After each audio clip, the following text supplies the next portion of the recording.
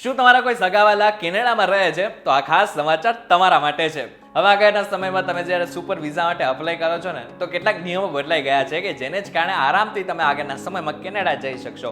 હવે જે લોકો સુપર વિઝા માટે અપ્લાય કરવાના છે ને એ લોકો માટે ખાસ સમાચાર એ છે કે હવે તમારી પાસે કેનેડિયન ઇન્સ્યોરન્સ કંપનીનો ઇન્સ્યોરન્સ હોવો જરૂરી નથી. હવે તમારી પાસે જો કોઈ પ્રાઇવેટ કંપનીનો ઇન્સ્યોરન્સ હશે ને તો પણ તમે સુપર વિઝા માટે અપ્લાય કરી શકશો. પરંતુ આમાં પણ કેટલાક નિયમો છે, જેમ કે જે કંપની પાસેથી તમે ઇન્સ્યોરન્સ લેવાના છો ને એની કંપની કેનેડામાં હોવી જરૂરી છે અથવા તો કેનેડામાં પણ કામ કરતી હોવી જરૂરી છે. એ જ તમને આ ઇન્સ્યોરન્સ પૂરો પાડી શકશે. આ સાથે બીજો નિયમ એ છે કે જ્યાં સુધી તમે કેનેડામાં રહેવાના છો, સુપર વિઝા ઉપર રહેવાના છો ને ત્યાં સુધીનો તમારી પાસે વીમો હોવો જરૂરી છે. જો એ સમયગાળા દરમિયાન તમારો ઇન્સ્યોરન્સ પૂરો થઈ જાય છે તો તમારે ફરી એકવાર ઇન્સ્યોરન્સ માટે અપ્લાય કરવું પડશે.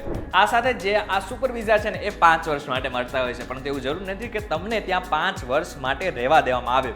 જો તમારી યોગ્યતા પૂરી હોય ને તો જ તમને ત્યાં 5 વર્ષ માટે રહેવા દેવામાં આવતા હોય છે. આ વિડીયો તમને કેવો લાગે અમને જરા કોમેન્ટ કરીને ચોક્કસ કહેજો.